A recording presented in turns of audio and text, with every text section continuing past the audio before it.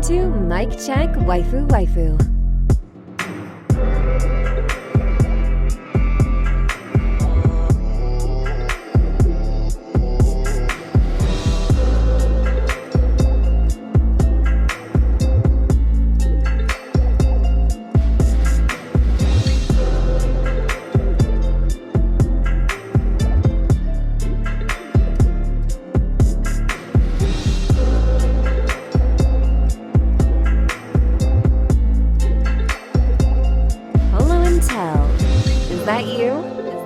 Mic check. Mic check. Waifu. King Teliano. Is that you? What in the eclipse? This is episode 249 of Mic Check Waifu. As always, it's brought to you by Patreon. Patreon.com/Mic Check Waifu is where you can get early access to the video version of this podcast. So you can get access to our conversational bonus podcast, The After Story. You get access to Mic Check mangas, take talks, etc. etc. Yeah, shout out to everybody that do watch it on YouTube. Make sure you subscribe to our YouTube channel, Mic Check Waifu. YouTube.com/@Mic Check Waifu is where we hold our monthly end of the month live episode recording. So coming up soon in about a couple of weeks, we have a live episode for you. Make sure you guys subscribe to the YouTube channel. Follow us on Twitter @Mic Check Waifu so you can get notifications and see those both there live and join the conversation. Mic Check Waifu is brought to you by the Patreon producers over at patreon.com/Mic Check Waifu. Shout out to Christian the Archivist, Rob from Dad Needs to Talk Podcast. Shout out to Dad Needs to Talk Podcast. Saphir, Gold, D, Dre Lee Trey from Shogo High, Chaotic Culture, Cat the Pro, Explicitly, All for One Matt, Monique Williams, Nachi, Semi Sensei, Frozen, and Rob Stone. Thank you so much for producing this and many other episodes of the podcast. Shout out to Semi Sensei who hit me up the other day, like, yo, are y'all missing like 40 episodes of the After Story? Because he going through our backlog of After Stories and listening to them all like he did the podcast, and some of them are missing on our Spotify playlist. And that's only because before Patreon got an update, we only did the video version of the After Story. So if you want access to our past After Stories from the beginning, start on Patreon, and then you can pick back up on Spotify when you catch up. But shout out to Simi Sensei for going back in the weeds. He said the last episode he checked out recently, or from the time we're recording this one, was me playing The Last of Us 2, Last of Us Part 2. Ooh. Yeah, so that was probably an interesting episode. I don't remember because that was about 3 years ago. That was one of them take talks. Yeah, you were very split. Yep. And some of that game you were split on. I think you liked the gameplay, but the story was. Yeah, I think that's about right. That sounds about right. Okay, that sounds about right. Let us know if we're accurate on that, Simi. But shout out to him for doing that. And again, make sure you check out Patreon if you want access to the After Story. Just support us at $1 above to get access to all that. Okay, so this is the Spring Anime Part 2. So the rest of the spring anime released outside of Demon Slayer and My Hero. Those decided to come damn near summer for whatever reason, but I digress. So we're going to talk about the rest of the spring shows. We're going to give the days we watch these particular shows. And we got a topic from our good friend over at Dad Needs to Talk Podcast, Rob, the father of Vash. We appreciate you for that. We're going to talk about that later. And let's get started with the show. How you feeling, brother? Man, hey, it's been a good week.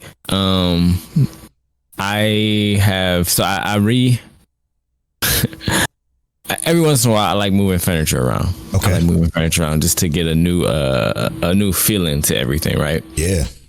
I remodeled the gym, so to speak, just move stuff around. Okay. And it feels so comfortable. I ain't gonna lie to you. I done took a nap in there. I got the projector set up with the pitch black in there. So got the projector set up, speaker connected to it. I was in there chilling with Monique. Great time. But other than that, it's been good, bro. We've been chilling. Apollo. All right, hear me out.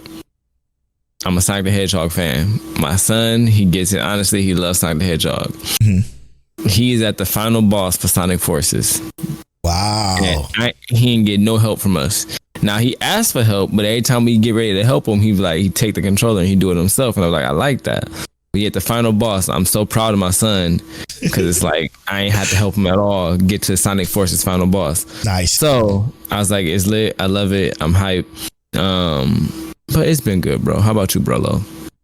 Same. Mine is yesterday, man. Dog, it was so rough. I ate something bad yesterday. Oof. Did not sit well. And for the first time in 2 years or whatever it's been, I had to throw up. It was awful, bro. It was like demons being released from me. It was so crazy. I haven't experienced something like that in a long time, man. It was rough. So I didn't go to bed until 7:30 this morning. So, because I just couldn't sleep. And you had already been up for probably 20 plus hours. Yep. So I was exhausted. I got a couple of bags in the minds if you're watching the video version of this podcast, but we'll be all right. It's crazy. It was a wild night. But I feel good now. Yeah. I feel good now. I'm actually feel better and never well rested. And ready to talk about this anime. So before we get into that, Tail, what was your episode of the week this week? I'm split. It's so hard. I'm gonna go with something that came out specifically this week, Unnamed Memory. Yeah, it's a tough one. It seemed like all the better shows are waiting until this week to drop. You know what? I'm gonna just do something just to throw it off. I'm going to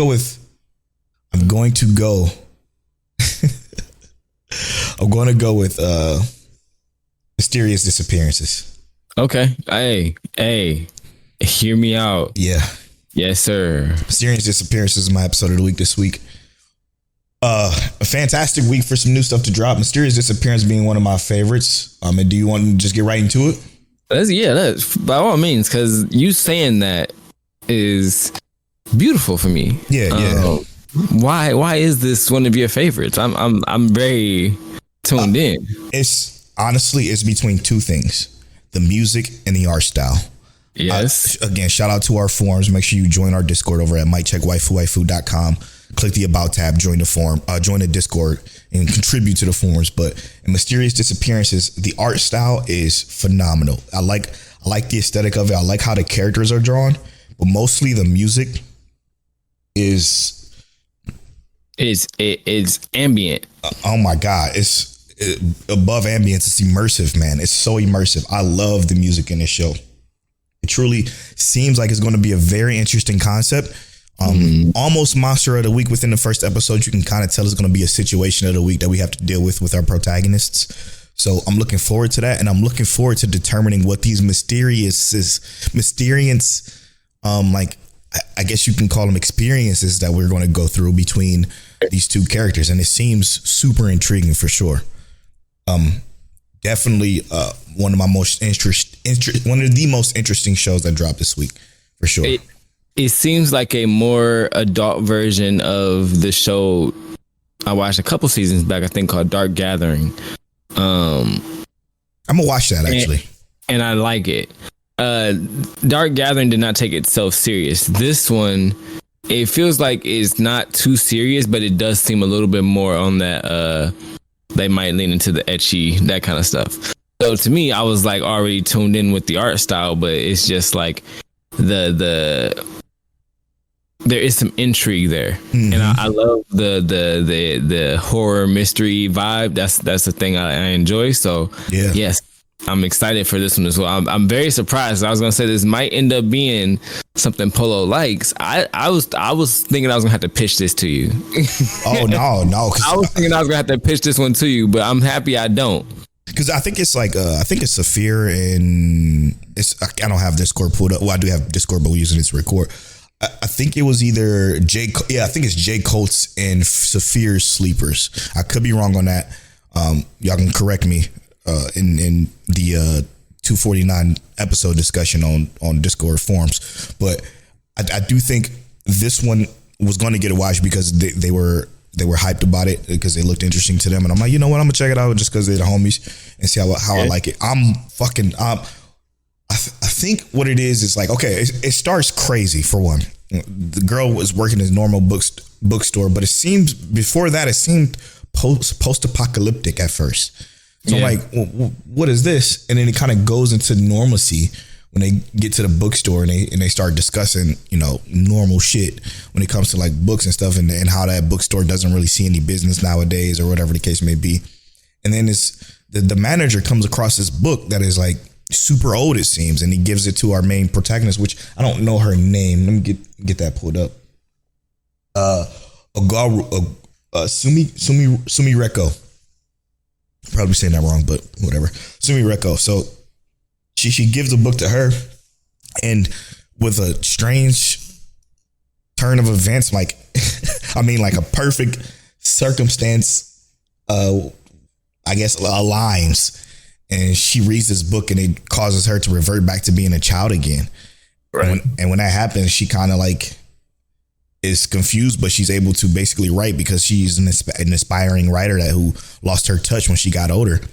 And it was so intriguing to see like her thought process when it came to like losing her creativity and then refining it again. And then, like I said, the kid that she works with, or he's portrayed as a kid, but he seems like he's something else. Yeah, something else. So extremely older, and I love his eye design too. So super sick. But they tried to hide it from us for multiple scenes. Yeah. Well, they showed it at the very start of the show. But for most of it, his eyes were like very closed. Like he might get a glance, like a little side eye, and then at the end they opened them up again. God, it was so fire. Yeah, so it seems to be like all magic based, whatever's going on here. So I'm looking forward to it more and more the more I'm watching it, for sure. Okay, that's on the list for weekly watches so far, for sure. Mm-hmm. At least for me, I knew I enjoyed it. So yeah, Unnamed Memory. Talk to me.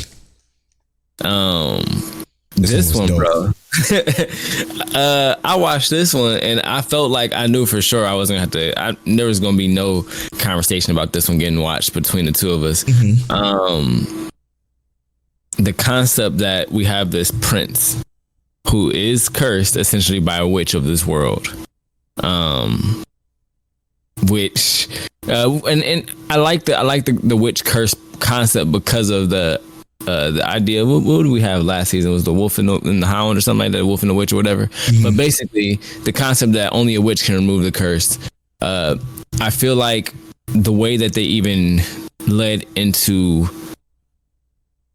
I guess describing how we're going to figure this out more or less was interesting. Right. But let's get to the point. Let me pull up the names.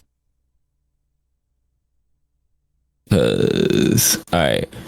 What's his bro? Nasha and Oscar. Yep, and Oscar. Oscar and Lazar. That was the names, right? Yep, the two male characters. All right, so Oscar and Lazar are going to the Azure Tower to meet the witch, basically. And essentially, they're warned. Nobody's ever returned from there. Lazar is spouting it off. Ain't nobody ever returned from there. It's trouble.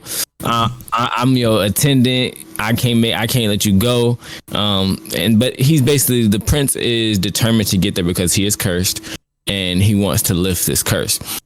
And oh my God, I'm getting hyped just thinking about the curse concept in itself. Yeah, because the curse concept is like he can't produce an heir. Right? Yeah. Like whoever he tries to produce an heir with, it basically she explodes from the inside. From the protective power, right? Yeah. But the way they described it, once we get to the top of the tower, is that it actually isn't a curse, it's a blessing. Yep. And the blessing is that he is going to be guaranteed to give his next child this power, but you have to have a woman who can even bear that power. Yep. And the funny concept to even supersede this blessing / curse is you find a woman who can handle that or get the curse or blessing removed, and he just decides that, well, witch, how about you? Yeah. And it's like, it makes sense though. It makes sense. And she turned him down, but not exactly. I feel like this is gonna. So I feel like these characters are two very dynamically charged characters, right? Our male protagonist, our guy, he is goal oriented, straightforward, and he's strong. Yep. He is clearly talented in psychological aspects, like his knowledge and physical prowess. Dope. Already seems like a very enjoyable character. Then Tanisha, whatever. Tanasha, she obviously being a witch who's more than 100 plus years old or not. She's knowledgeable, and she's charismatic, but it's that charismatic in the regard to her being still kind of shy and charismatic. It's one of those funny dualities that they gave her. Yep. I'm excited to see the dynamic of these characters because she's also very powerful, and if it feels like this could be one of those shows that it leans heavily into the romance, but it can still lean into the action and everything like that. So I'm hyped for this one already, bro. What were your thoughts? I know I've been sitting here talking. No, I mean everything you said is spot on. I do love these two characters for everything that you just said. But what I do like even more is that initially is for Tanasha, it's not about romance. It's about her helping him find somebody capable of bearing his child. And then it's looking like it's going to turn into that romance aspect that we know and love. So this one is definitely a week to week. It's one of, again, easily one of the best shows this season too. It's already. It's funny because there is a lot of shows that came out, right, that dropped with 2 episodes, and both of them were terrible. At the first part of this podcast, basically, we got 2 episodes of The Banished Hero, or whatever. We got 2 episodes of God's Game. I think. No, we only got 1 episode of that. We got 2 now. It felt like 2, but I mean, we got the Archdemon's Dilemma. Like there was a couple episodes of that. So a lot of these are already at episode 3s. We obviously going to save that for next week when it becomes cut week. But the bad ones are kind of like, how can I describe it? This season feels like it's going to have a very select few of bangers. Yeah. Yes. But the bangers are like bangers. You know what I'm saying? Like heat.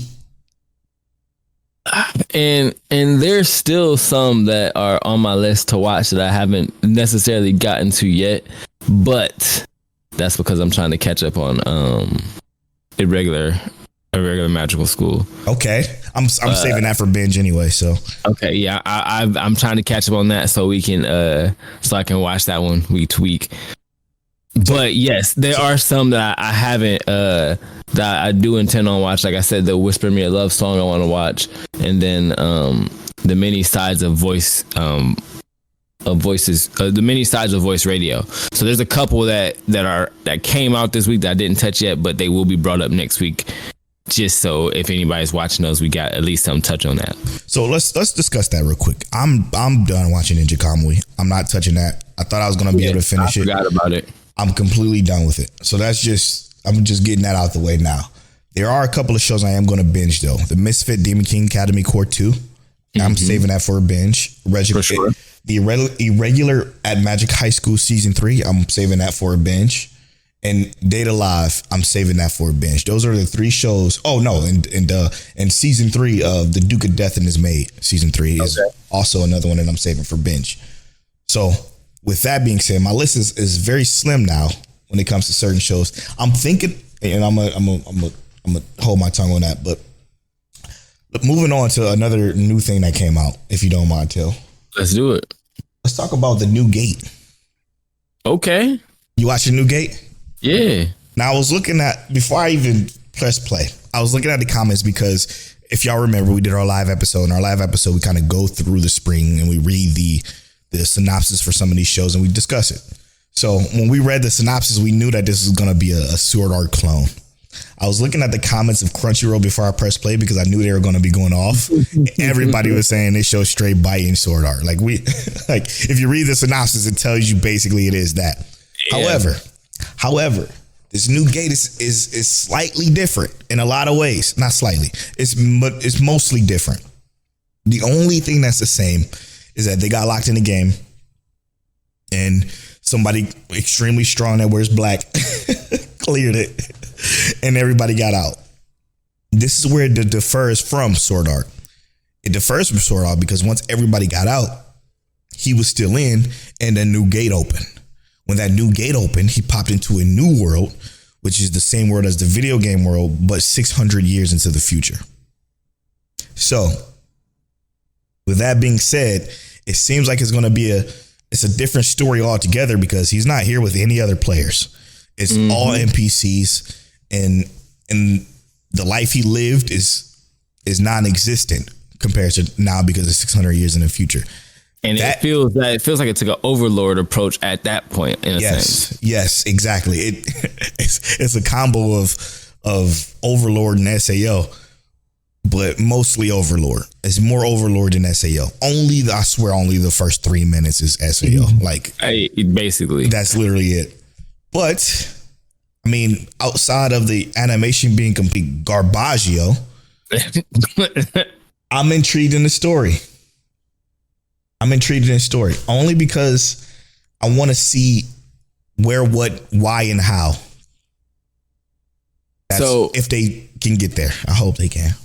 I entirely agree, but I'm also very scared because this is one of those ones that can go left very quickly. I mean, it's already kind of left for the most part. But it's like, it's left at the point to where it's like, let me see where you're going. You know what I mean? Let me see where you're going. Yeah. But episode 2 and 3 could turn it up or turn it all the way down. That's right. That's exactly right. Cause I enjoyed it. I was like, you know what though? Hear me out. I felt the same way you were feeling. Yep. This is definitely going to be, I'm not going to say I was thinking it's definitely going to be a worthy watch, but this is definitely going to be something that I'm going to keep my eye on, hoping that it gives us some kind of quality. Because if it does maintain at least some kind of decent semblance of a story, I'm there. It's not going to be hard to get me on the Isekai side. Yeah, and that's where I was going to go next. It's not a show I'm going to recommend. I'm definitely not going to say watch this show, add it to your spring list. It is not there whatsoever, like not even close. But as far as Polo and Tail goes, we're going to watch it, and we'll let you know. We're going to watch it because it's that mad decent, aka mid, the word y'all like to use. It's that mad decent show that falls in a realm of River Fell Night or Asterisk War, just shit that we just like to just sit back and enjoy, even as easily mindless and bad as it is. We enjoy it for personal reasons. I don't know. It's just it's us thing. It's something that we had in common for many, many years. I don't know why. Okay, it's something I can't explain. But it is one I enjoy. But I'm like, this not that good. It's probably not going to be that good. But I'm hoping it ain't got to be good to be enjoyed. Exactly. That's exactly right. And then we got Chillin in Another World with a level 2 super cheat power. I don't know if you watched that. I did. What'd you think?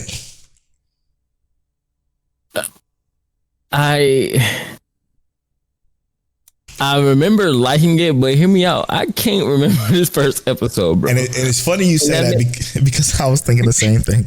But it came out Monday. Yeah, and I'm looking at it. I'm like, okay, I remember Bonanza. So I remember that basically he got to this world as a hero, right? He was summoned to this world as a hero. No, he's a merchant. He was summoned to the world. He's a regular ass merchant, and they summoned two people at the same time. They summoned a guy and they summoned him. The merchant guy basically got thrown to the wolves because his power didn't display something good. The other guy had the perfect hero powers, right? Yep. Bet. Okay. So yeah. That's where we at. And he goes out into the world, and essentially he finds out that he has skills that were. Well, basically, let me because I remember quite a bit. After him and this other guy's transported, we see that one guy has level 999 ability scores, everything. Our guy is a base. They said that he's below average. He's a below average human. So what they decide to do, since they can't send him back after he's adamantly pleases, so just send me back.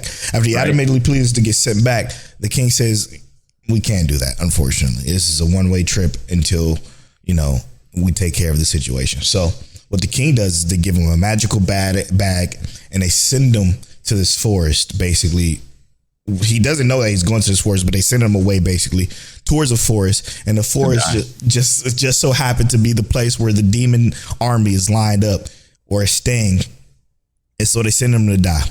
He takes out the one sword that he has a one hit with, and he kills some slimes that pop up out of the forest, and he levels up to 2. Almost instantly, he levels up to 2. When that happens, a system activates. And when the system activates, it kind of gives him this crazy ability to determine a whole bunch of other shit.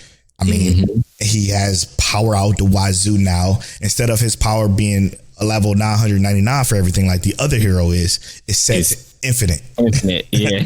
so just, which is fire, right? Which is fire from just hitting level 2.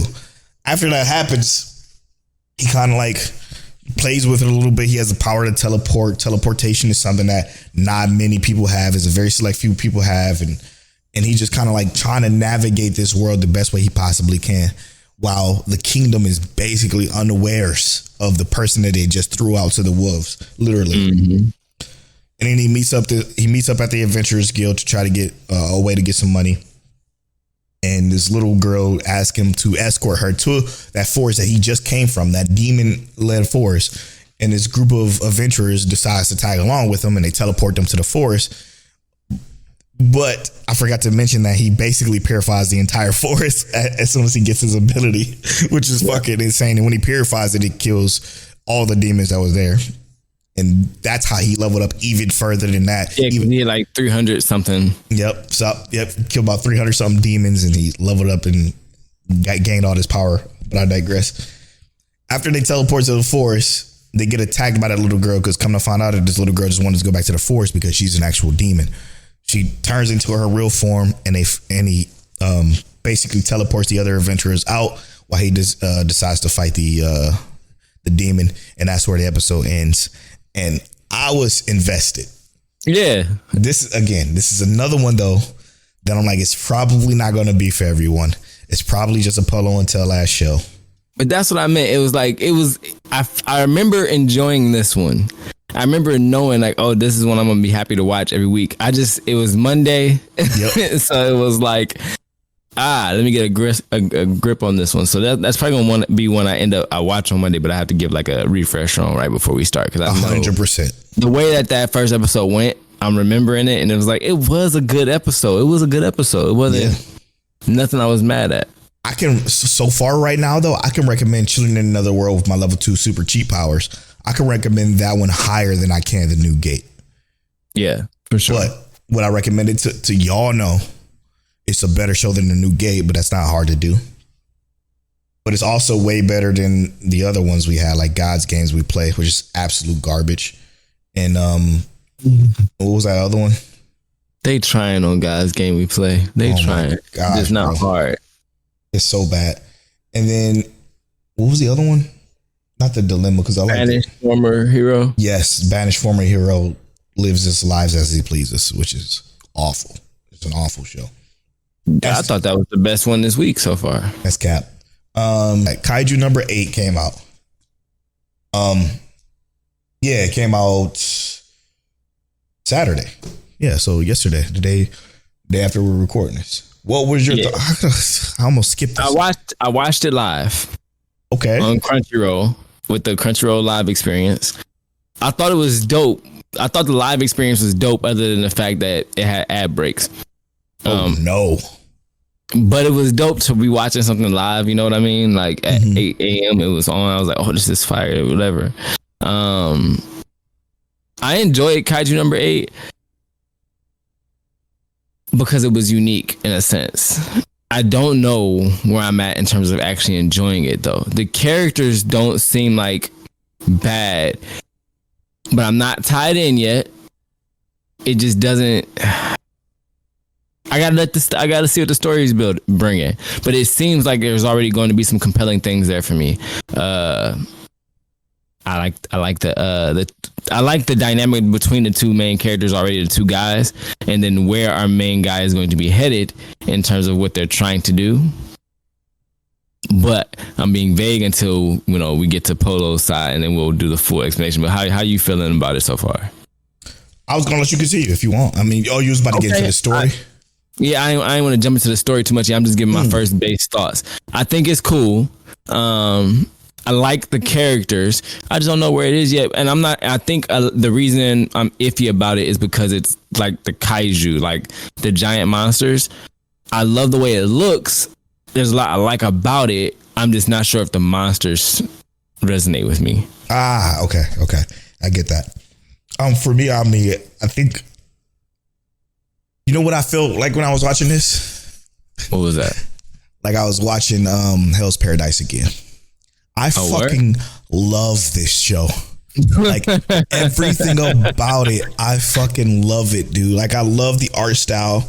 I absolutely love the two characters. Like bar none, these are some of my two favorite characters this season already. And it's mostly because while the main character is cliche, it's not an annoying cliche. It's like a more mature cliche that I fucking enjoy. It's an understandable cliche. It's an understandable cliche. Like he got the shit end of the stick. And then the way the way they interweave the past and now and his internal struggles with what he wanted to do with where he ended up being and his attitude towards the world and everything and the way he saved the guy. It was fucking, this entire show was gorgeous. Production IG, I don't know who they are. They did Heavy Delusion above all else looked good, even though it was a shitty show. But this one is spectacular. Like this show is spectacular for me personally. Like and like I said, my only misgivings is that I don't know if the monsters have resonated with me yet. But it's not. I'm not saying it's bad. I'm saying I like the two characters so far, the two main characters. I even like the concept of the world, right? I think that's relatively creative. That obviously the monsters just don't disappear once they die. Right. Something got to happen with them, right? You know what I mean? And we're introduced into this cleaning aspect of it. I just want to know where the story is because the world is already there for me. Mm-hmm. The world is there. It's not. I'm not saying. I'm not downplaying anything about it other than the fact that I'm ready to see what the story is because it is good. I just don't know where I'm sitting with the story and the monsters don't hit with me yet. We getting there. You might not enjoy this one then because I think the world is the monsters. The story is the world, right? Mm-hmm. And the way you handle it outside of him, like him getting at the end of this, he obviously get the power from a mini kaiju to turn into basically a humanoid kaiju with his mentals intact. So I mean, that show was so fucking cool. Just transformation and the way it looked, and I found myself laughing at this one though. Yeah, me too. The comedic beats was hilarious. Like you got to clean up the intestines. Like I loved everything about it. You know what I liked the most too? The sound design when Mina jumped in when she first jumped in to get the first kaiju that we saw on the screen was fucking dope. The superhero landing. I'm like, man, this shit might be fucking fire. I'm sitting here in awe, like, because I honestly didn't know what to expect. I knew nothing about this going in. Same. Like at all, zero context whatsoever. So I'm surprised because this is shonen that I don't really like shonen anymore. But this isn't when we say shonen. This is not like the typical shonen. Like we talked about, even the main character is older than your typical shonen character. I guess that's true. And then his side character, who would be the other main character, he is your shonen character age, right? Yes, right. And that's what when you said about the cliche, they are both cliche characters, but they are two cliche characters who work well together with what seems to be a semi-cliche woman protagonist off on the side, who is also like, she got the whole liar dynamic where she's like, bro, you said you're gonna be with me all this time, and where are you at? So we know that there's gonna be a driving factor. We know where the driving factor is. I just want to see how it plays out. I was trying so hard because, to be honest, I was gonna call this my episode of the week, but I didn't want to give off any impressions of how I felt about it until we discussed it. And the fact that we almost didn't talk about it was crazy. Oh, what the fuck was I thinking? But honestly, bro, though, as soon as you said hold up, I was like, yeah, hold up. We did not talk about Kaiju No.8. Like, we both knew that we missed something that was important to be talked about. Very important. It's honestly, man, I'm shocked. I'm enjoying it so much so far. Now, again, it could take a left, then make a right, and then crash into a wall. It totally can. But for right now, absolutely love this episode 1. Like, so good. And in the fact that it's day and date dub, the dub was spectacular. Like, I didn't even touch the dub. The dub is so good, Tell. Like, it was so good. I'm like, damn, they showed out for this dub. Like, they spared no expense when it came to hiring dub voice actors, because everything felt phenomenal, dub wise. Like, it almost was like it was originally dubbed in English. That's how good it felt. It truly felt that good. But it has that look though that suits an American like cartoon animation style. Mm-hmm. Even though it does still very much so look anime, it looks like it could have been an American animated series. God, I love this so much, bro. I love this so much. All right, now let's get into the schedule in which we watch these shows. Now that part 1 and part 2 is together and out and done, we're going to give you our full watch schedule on the days that we watch this stuff. Starting off with Monday. Monday for my list so far right now, until we cut it down, which will probably be next week for a cut week. But Monday right now is Guide Games We Play, Remonster, Reincarnated as the Seventh Prince, Spice and Wolf, the Banished Hero Lives as He Pleases, Trains to the End of the World, Chilling in Another World with my level 2 super cheat skill. That is my Monday. Yeah, so mine is basically all the same thing. Okay. Train to the End of the World, God's Game We Play, Reincarnated as the Seventh Prince, Spice and Wolf, Banished Former Hero, and then Chilling in Another World with my level 2 cheat skill. Tuesdays, Unnamed Memory. That's all I have. This one I have not been able to actually lock down yet, but it's Token Rambukai, which I have been trying to find somewhere to watch it, a site that shall not be named or a link or anything. Nothing. Wow. So that's supposed to be my Tuesday, but since that's not there, the only thing I got is Unnamed Memory. Wednesday, Bartender and Mysterious Disappearances. That's all I got. I'm going to be watching Sandland, Bartender, and then do I have anything else for Wednesday? The Many Sides of Voices Radio, Mysterious Disappearance, and Viral Hit. Okay. Big Wednesday for you. Oh, Viral Hit. I didn't talk about that one. My bad. Okay. We can talk about that after we finish this then. Yeah.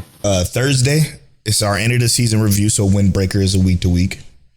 My sleeper, Condition Called Love, is on Thursday. And then an Archdemons Dilemma. To marry his elf bride or some shit. Yeah, same exact thing. Same exact thing right there for me too. All right, we watch all the same things mostly. Friday, Reincarnated as a Slime season 3. Astronaut is still on a Friday. Irregular is a binge, so let's knock that off. So that's my Friday, is Astronaut and Slime. Girls Band Cry, Astronaut, Slime, and that's it for Friday. Saturday is a big Saturday. Well, not really big, but as far as like my most anticipated, and that's Jellyfish Can't Swim at Night. I love that show so far. Kaiju No.8 and the Newgate is what I got Saturdays. Same thing. Kaiju No.8, Newgate, Jellyfish Can't Swim. I'm supposed to be watching the Yadagasura Raven show and then Shinkalan. But like I said, 2 of those I have been unable to lock down a place to watch them. As soon as I get a place to watch them, I'm watching them. Sunday, one of my favorites, Grandpa and Grandpa Turn Young Again. Mission Yoga. Sundays are fucking fat. Mission Yozakura and then Jobless. Those 3 are huge. Sunday, I got Go-Go Loser Ranger, Jobless Reincarnation, Reincarnated Aristocrat, Grandma and Grandpa. Oh, Reincarnated Aristocrat too. Yeah, Mission Yozakura Family. I forgot. I don't know why I forget that one. That one was fire too. Another great episode. It was a great episode. Okay. So that is our weekly watch list. Come back next week. We're gonna chop this down probably quite a bit. To be honest.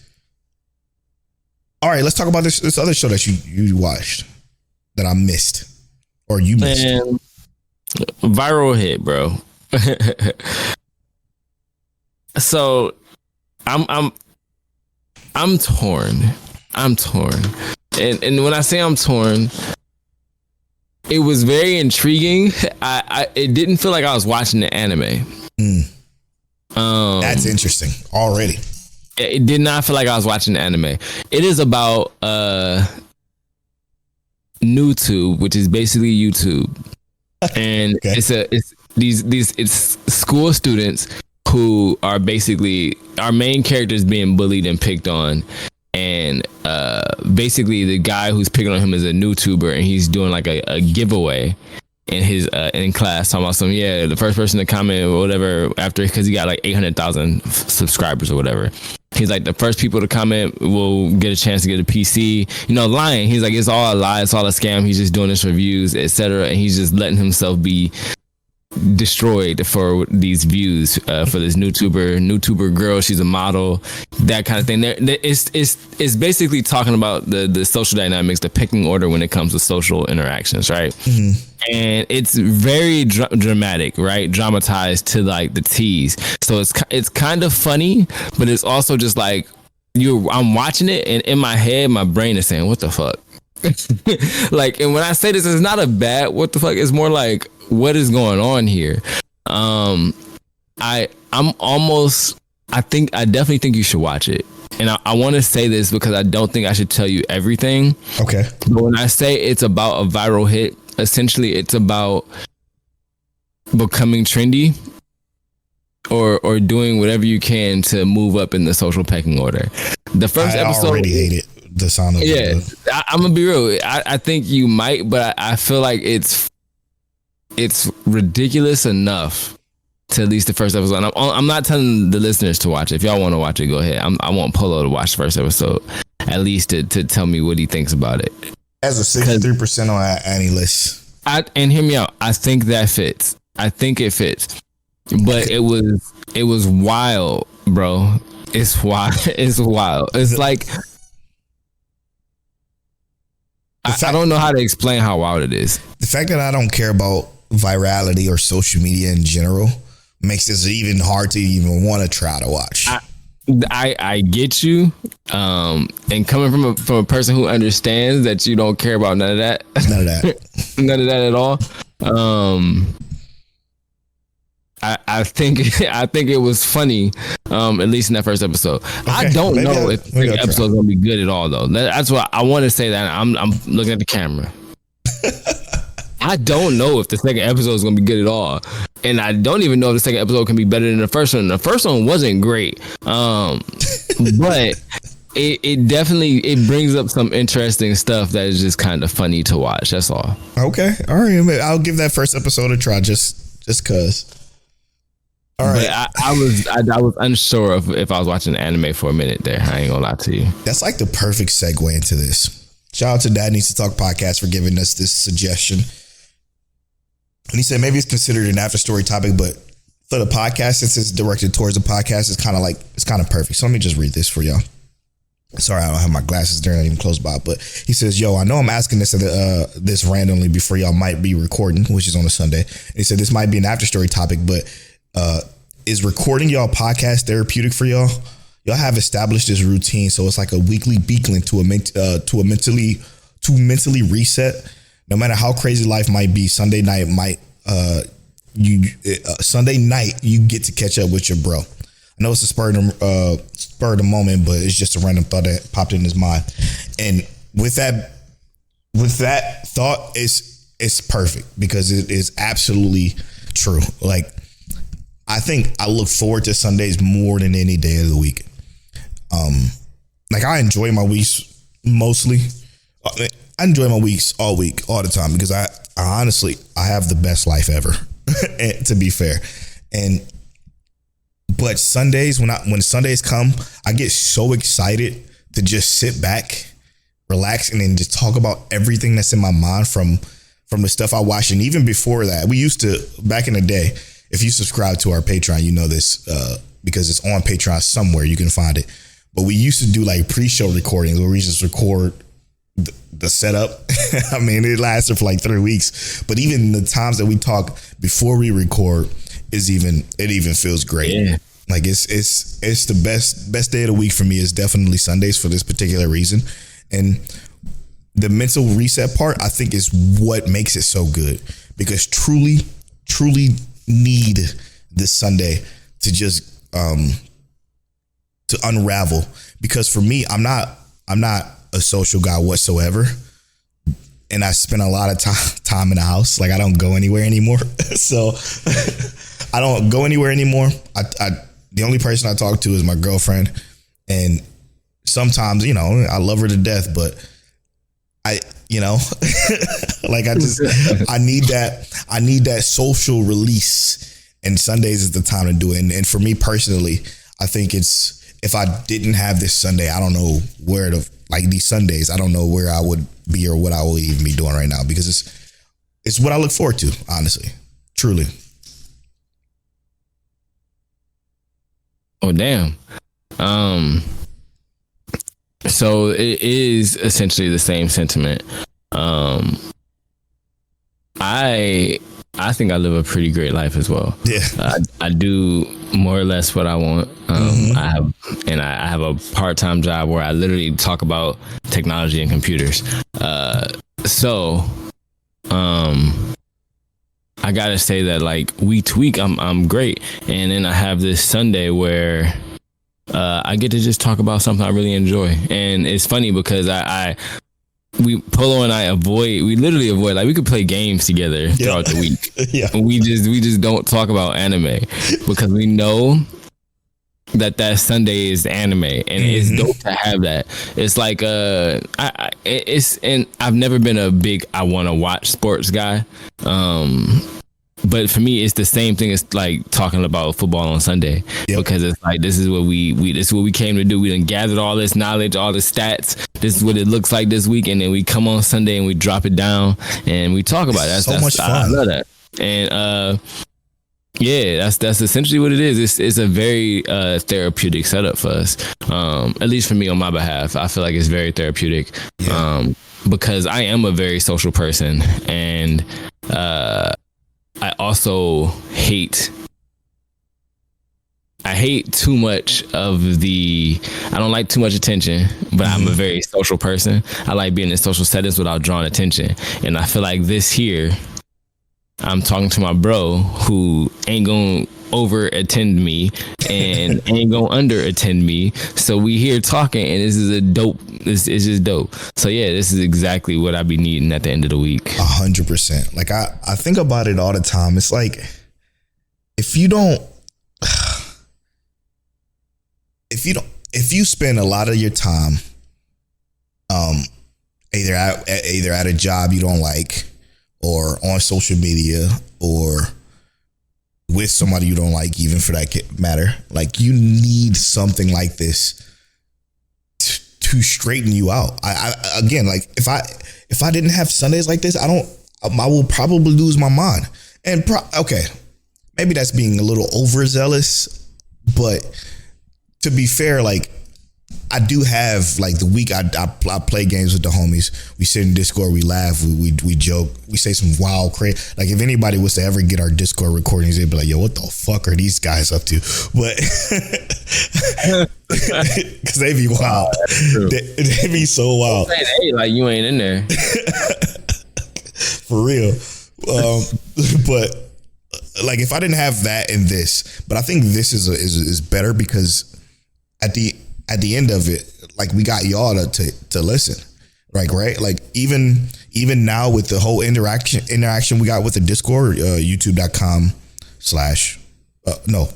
miccheckwaifu.com, the About Me section, join the Discord. Now that we got the forum section, it's even more fun to just throughout the week could just kind of simply jot what I think quickly down in the forums with a bunch of the homies, a bunch of the producers, a bunch of the other Patreon supporters, and just talk shop with some of the shows that we watch. That even feels therapeutic.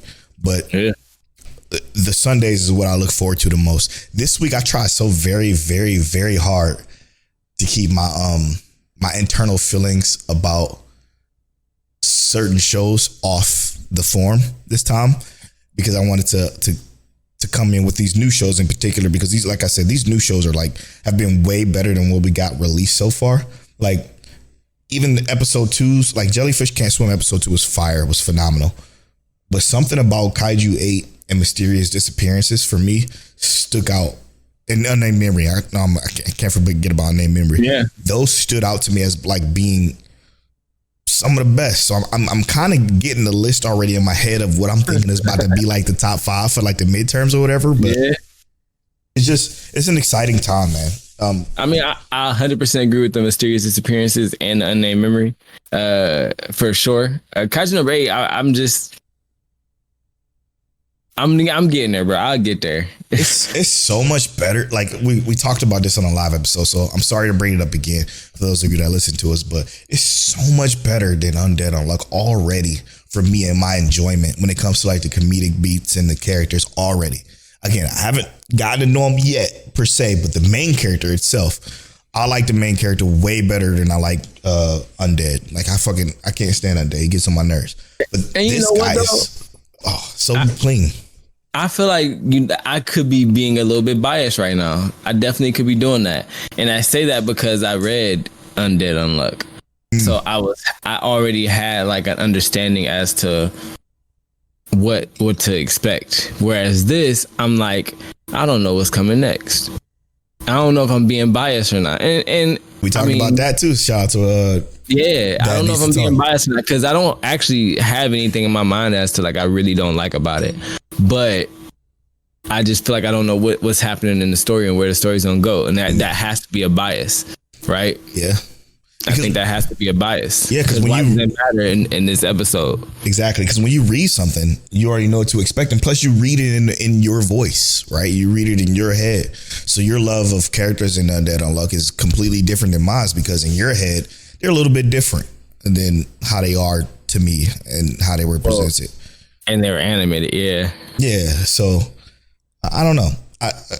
I digress. To go back to the therapeutic thing, this is great. This has been some of the best 5.5 years of my life, or however long we've been doing this. And I'm looking forward to 5 more. I mean, I could do this for the rest of my life, to be honest. And I'd be good. The kids in it in the future. Yeah, exactly. It's just a good time, man. It's just a good time. I'm still looking to do, though. So maybe, hopefully I can do this. I'm still looking to do a gaming podcast. Mm-hmm. I have a co-host in mind, maybe. We gotta see how it goes though, because it's all about, I think when it comes to podcasting, if you're not, it's got to be Nebukun. No, I mean, it could be. He got the personality for it. I mean, he does. There's quite a few people who could, like Ether. He could do it. You know, you remember Ether? He's a good dude. But it's all about chemistry, though. I gotta set my mind up to know that I'm not gonna have the same chemistry with anybody else that I do with you. But I gotta find something close that I can tolerate. And then other than that, it's consistency as well. You know, like I gotta have somebody who can be consistent. So it's tough. I mean, maybe I can go to the Dad Needs to Talk route, do a solo thing too. I don't know. I thought about that as well, but that's a solo gaming podcast. Yeah, it's a little bit hard to do that when it comes to gaming, because it's so much. Here's what I think you should do. Here, and this is just a personal recommendation as your brother who loves you very, very much. I think you should stream and take clips and put it together like it's a podcast. And do that, like release like a clip twice a month or something like that. That's just like conjoined conversations you have through your and you could literally just bring people in and just be like, hey, we're gonna talk about this game while I play it or whatever. I don't know. Here we are having an after story. But I definitely think that's what you should do. Just go ahead and do that and put the talking points together. That's a brilliant idea, and I'm about to actually write that down. Let's take a quick break, and when we come back, let's spoil Jobless. Yeah. and let's spoil Mission Yozakura. Okay, let's do that. Let's do those 2 quick spoilers. It's not going to be much, but we're going to spoil those 2 shows. We'll be right back after this.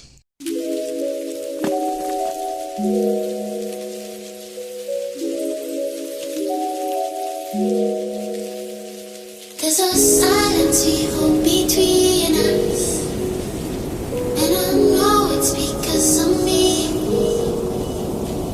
And you echo with your indifference, but I think I know you better than that. I owe you apologies, and I'm missing synchronicity. So if you can make peace with me, we can take it from there. 'Cause you're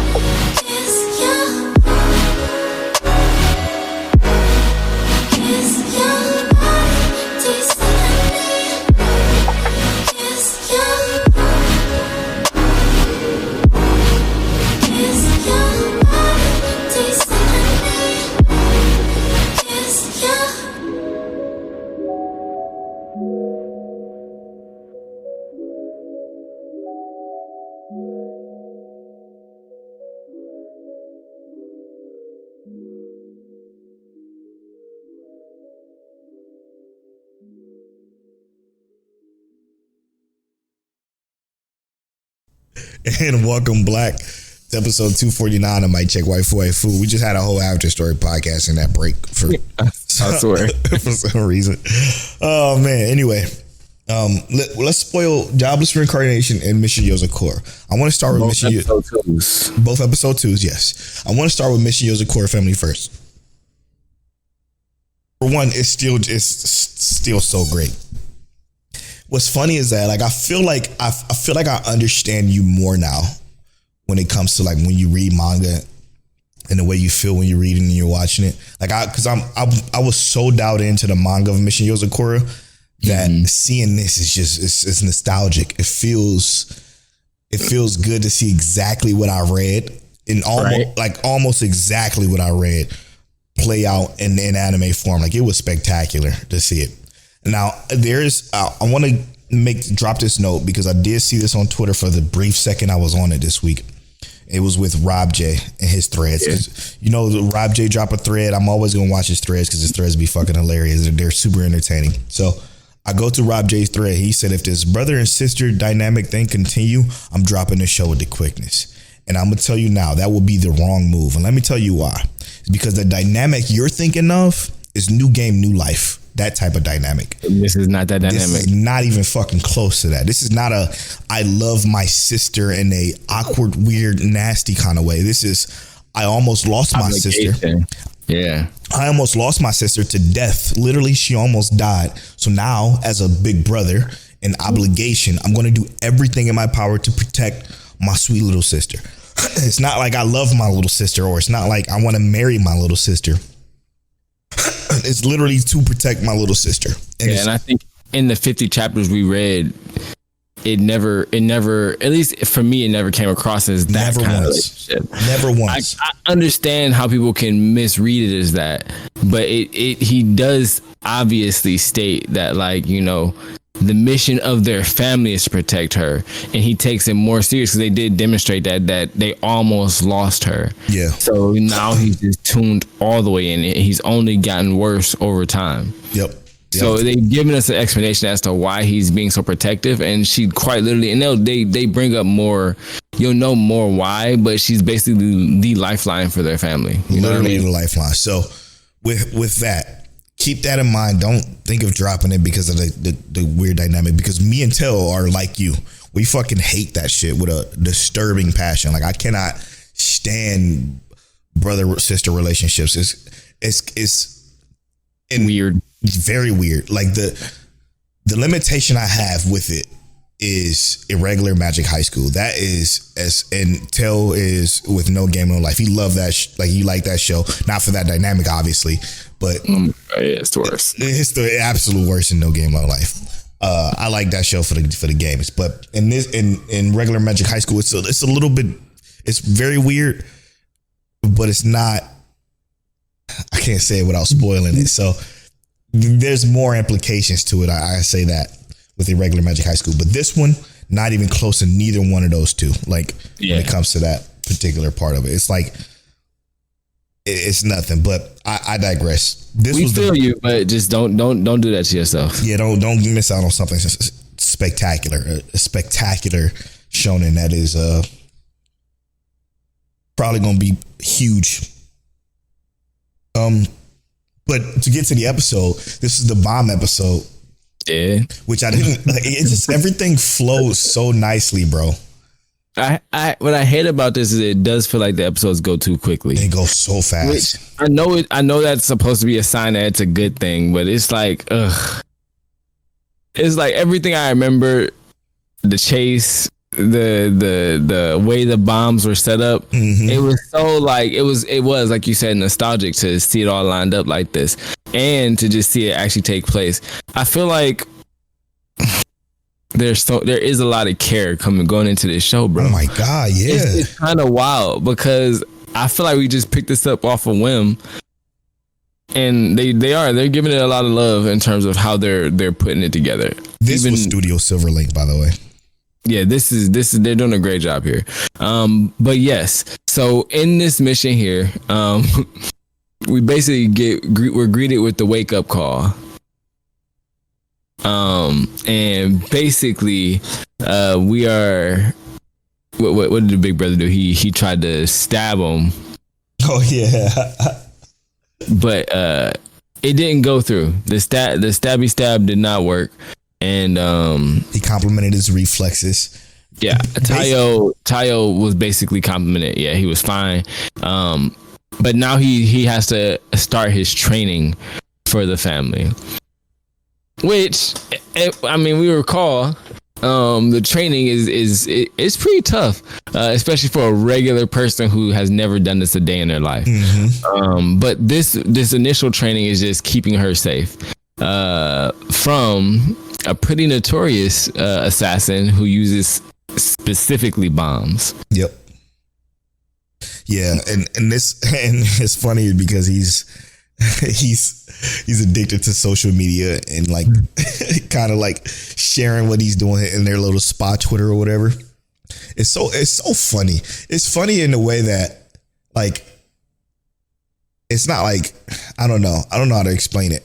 It's ridiculous because how do you make a spy a commonplace job? That's exactly it. That's why it's funny, because you got the chasing in the middle of the street. You got cars everywhere getting blown the fuck up, getting all types of like car crashes and shit from these two gentlemen or two groups who are chasing Masumi and like destroying the city.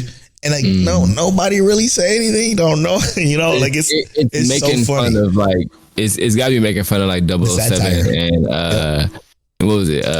Mission Impossible. It's 100%. Like it's got to be making fun of those kind of movies, but it's great to see because it is actually hilarious because that's exactly what it is. Yep.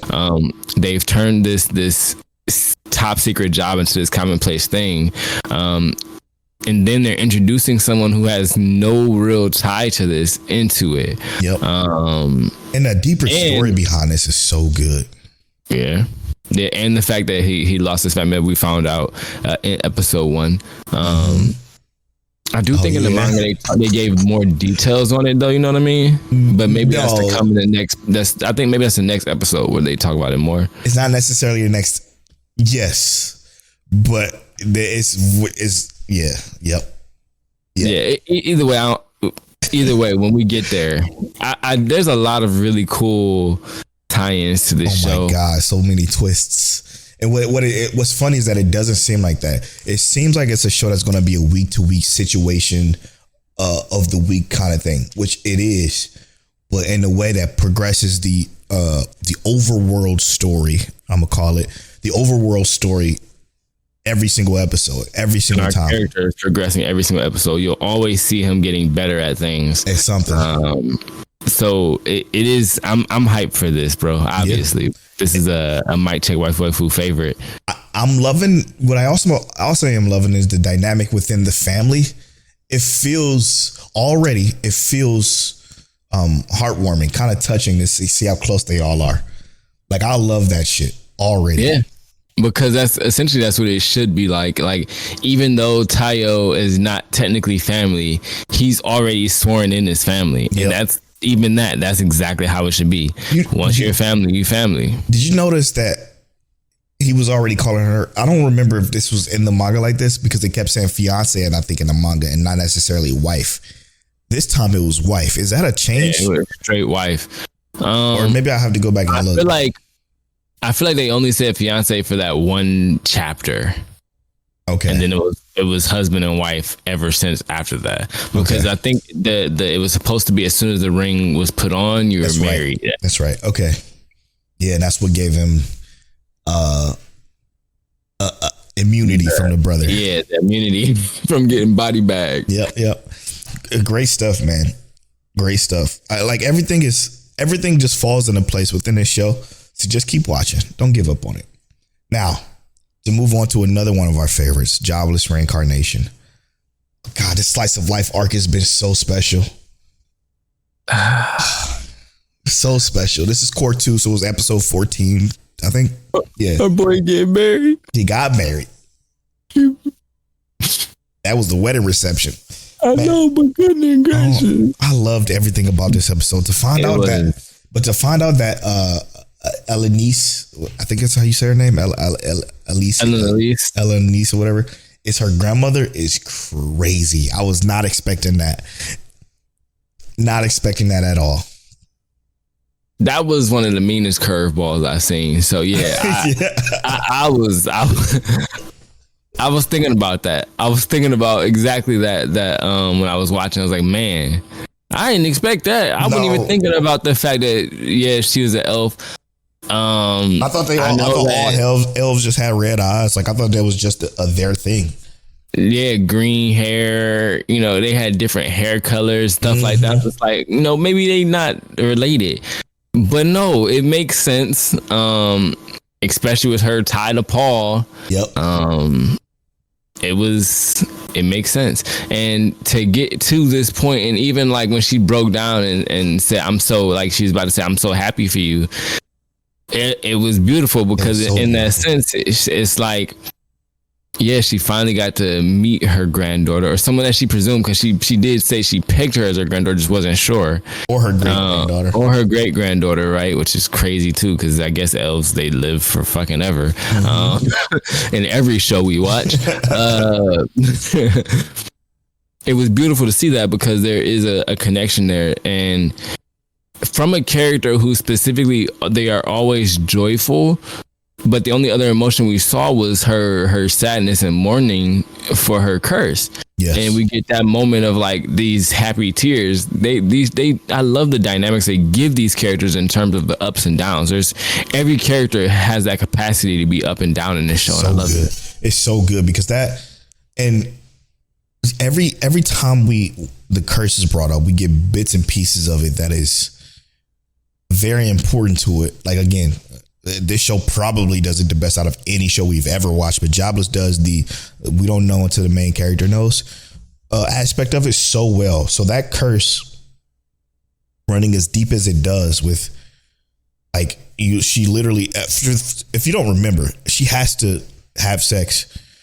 If she doesn't, she basically loses her mind and die. Like, it's just that simple, which is fucked up to have that as a situation. So, like, to think that the way she's presented as an elf that just enjoys it, and then it's to come to find out is she has to, or she would probably lose her mind for hundreds of years, you would assume, like, or whatever, however many years she's been cursed with this.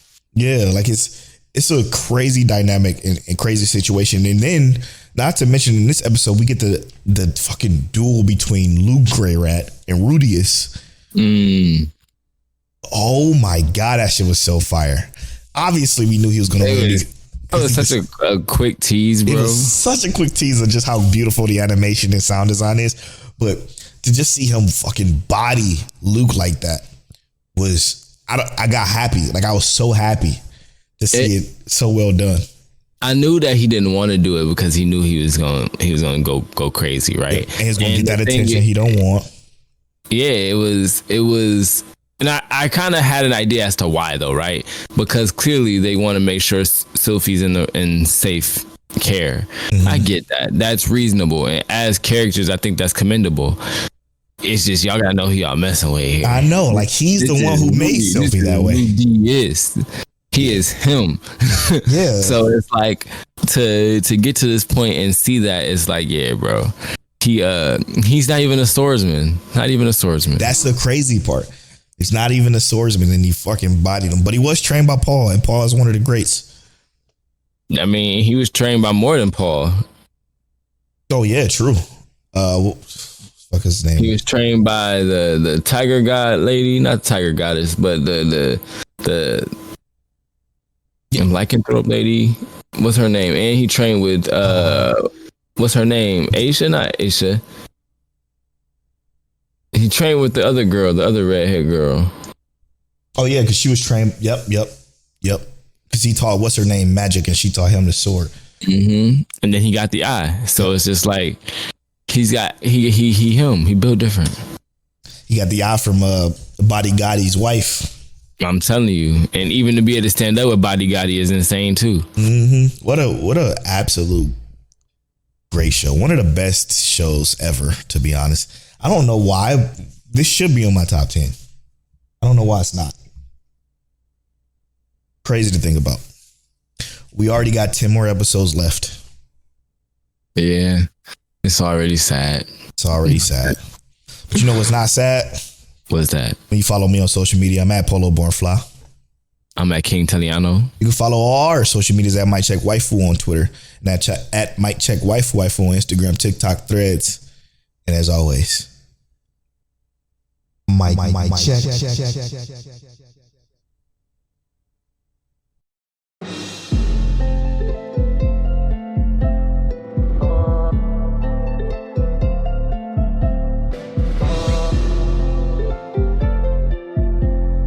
You're now tuned into Mic check, waifu, waifu.